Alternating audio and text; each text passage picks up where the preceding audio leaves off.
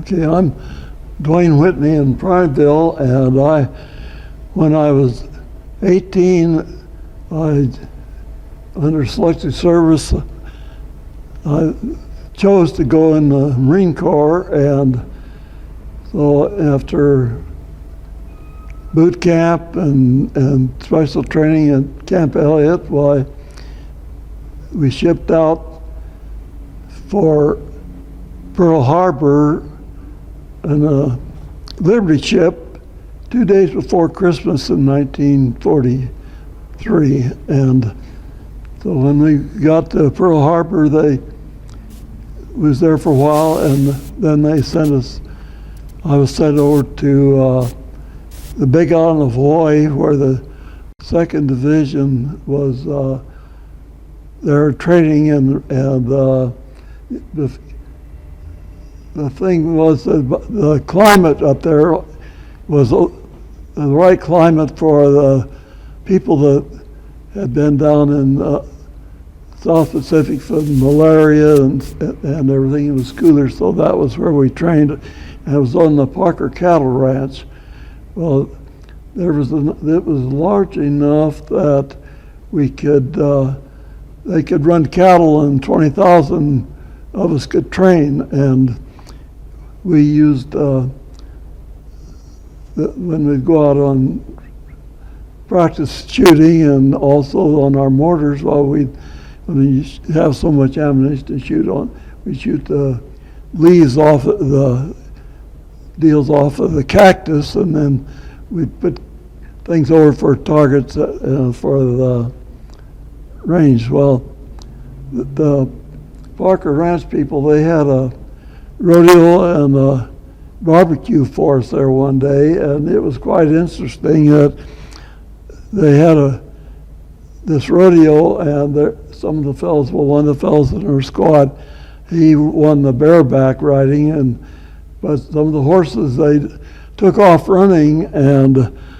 the fellows finally got off of the horses and the cows. It was about midnight before they got back to camp, but it was quite a training. And then we went over to Maui a couple times, practiced our landing on the beaches there in Maui. That was a good place, but I never did get past the sand line of timbers. But we went there twice, and then as we went on towards Saipan, we was on the LST, which is landing ship tank, and we stopped in a Weetalk, and they got their orders. We didn't know where we was going until then, and the submarines had taken pictures, so we knew where our beach was, where we were supposed to land. When we got there, I was in the third wave. The first wave was amphibious tanks, and then the riflemen, and then the third wave, and we were supposed to land about 9 minutes after the first wave. Well, we had a lot of shell fire, and then when we got on the beach, well, one shell hit by one of the amphibs in the squad, and there was 5 or 6 wounded. One fellow was killed. But when we got on the beach, the ramp was supposed to open so we could run out the back, but it was jammed, so we had to jump over the side down, and I sprained my knee, and I moaned and groaned a little bit, but the shells was hitting the trees so fast that it healed in a hurry, and we got on, and so we was there, and we was kind of ahead of everybody else. We couldn't move on ahead. And for instance, on the right of us was the 4th Marine Division, and Chick Burgess here in Prineville, he was amphibious on those amphibs driving. So he landed, I found out years later, not too far from where I did. But then, like, I went to Okinawa, he went to Iwo Jima, the 4th Division. And so we moved on up and went over the Tapachow, it was the highest mountain in the center of the island, and it was 1,500 feet from sea level up to the top of it. It was really rugged and everything, and so we got up there, I don't know, probably about 1,400 feet, and those 155 long-tom cannons was back down below, and they were firing to the other end of the island, and it felt like when they went over the top we could reach up and touch them, but it was quite a experience and everything, and it was really rugged, and then after we was up there a while in combat and everything, well then we moved down on, we were supposed to be on beach defense, and one regiment of the Army there, 27th Army, they came and relieved us. Well, before the night was over, we had to move up above the largest town, Garapan, and it was more or less demolished, and so we moved up there and dug in, and everything was quiet except around where we were, and the Japanese they come up and they run by us, but they were sure fast on their feet because nobody got it. Well, some of them got shots off, but they went. Well, then later we moved on up further, and the Japanese pulled their last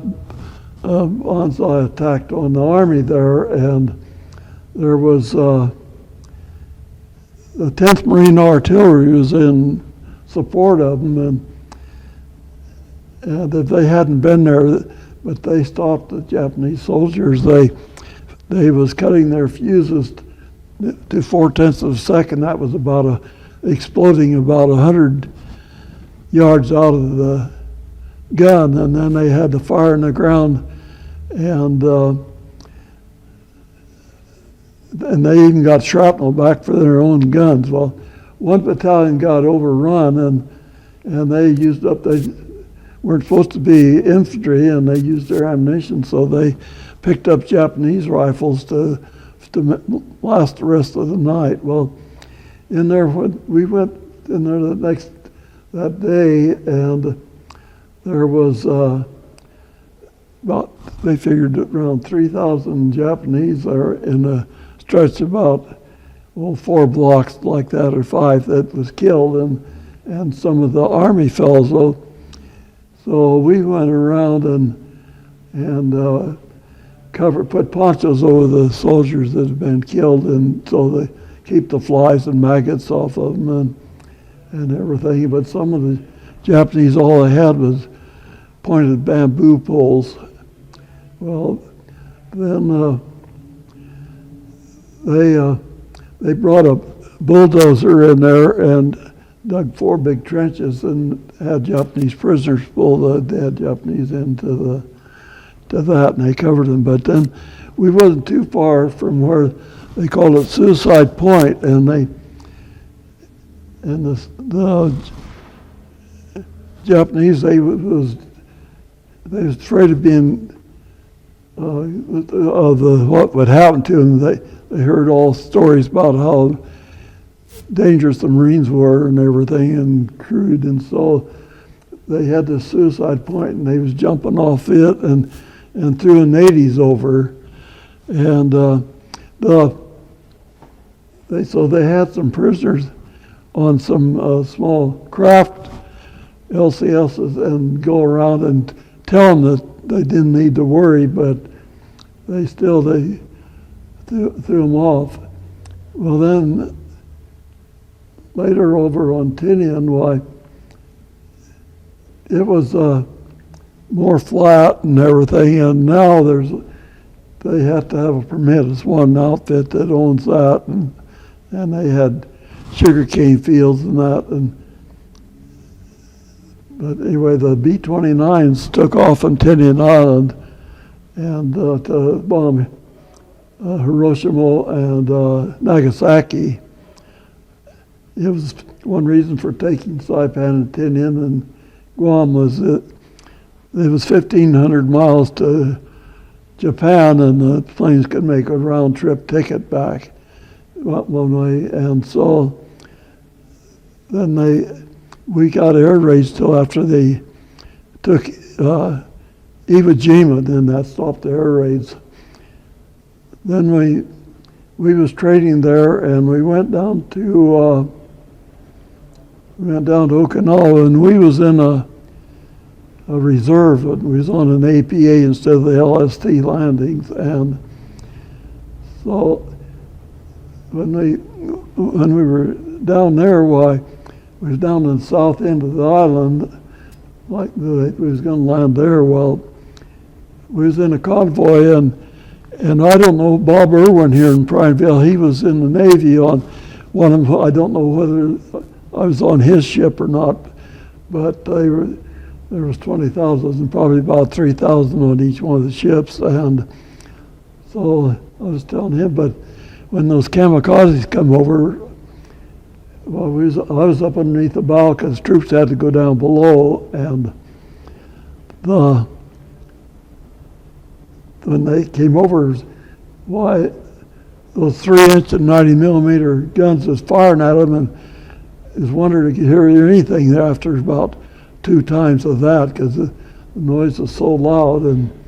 But I don't know whether I was on Bob Irwin's ship or not, but he was in that same convoy. And then we went back to Saipan because everything, well, when they went across the middle of the island, the Army did, and the Marines, and there was no resistance. There wasn't anybody killed of the troops, but in our convoy, kamikaze shot up. Some of them were sunken, and there was the only casualties was the ones that were still on the boat the first day, and they went north, and there wasn't resistance, so we went back to Saipan was our base, and so they sent us north. The convoy going back they wanted to draw the Japanese fleet out, and we was going north towards Japan, and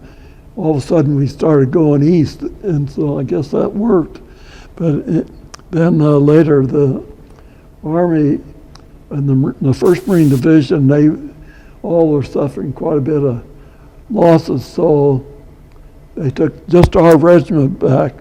Well, just as it happened, our regiment, 8th Regiment, was the first one ordered in combat down in World War II in the Solomon Islands, and the 8th Regiment was the last one ordered in combat on Okinawa, so we had that distinction. But Okinawa was, where I was, it was a land of flats and then rocky ridges, and then back farmlands and rocky ridges and that. And it was kind of a dangerous thing there. We had even quite a few casualties just for the 7 or 8 days that we was in combat on there. And Lieutenant General Oliver Buckner was the highest ranking officer killed in the Pacific. He was a lieutenant general over the 10th Army Command, and he was up at our command post, and he was killed there. He said, well, everything's going good. I guess I'll move on. That was his last words. A shell hit, and he was killed. And so I was happy to go by there, and another fellow, and they told us to put his Jeep and his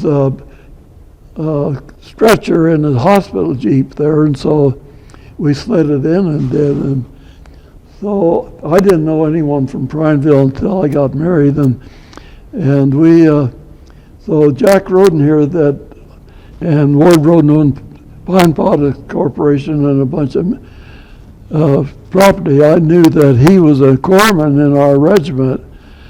So one day we was talking, and I told him that another fellow put the general's body in this hospital Jeep, and he told me that, well, he was driving his Jeep, so that was quite coincidence, but then after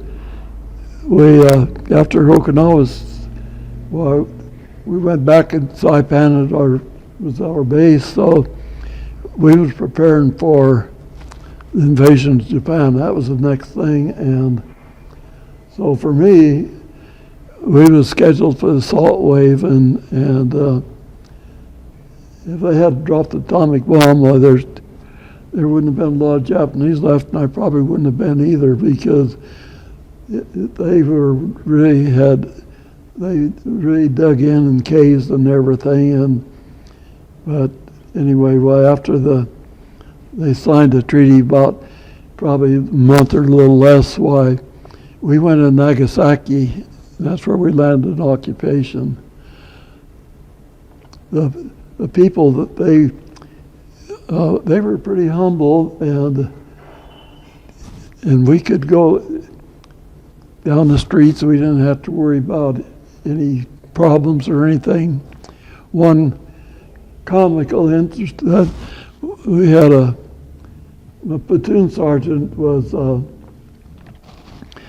from Texas. He's Sergeant Weinberg. Well, he said, "Well, come on and go with me. I'm going over to this house and I want to buy a kimono." And so I went with him, and another fellow went, and they had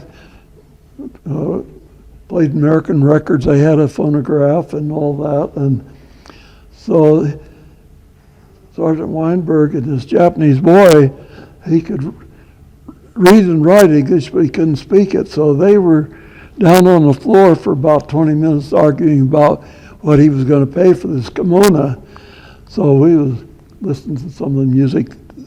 And another fellow went with us, and I don't know why, but anyway, this young lady came in, and she was modeling this kimono. She was about our age and real pretty Japanese girl, and so this fellow that was with us, he was kind of wanting to get chummy with her, and we told him to get over and leave him alone. Well, when we got all through, and he bought this kimono, why, we got ready to leave, and Mama-san told this boy to write down on her that to want us to come back, but don't bring him.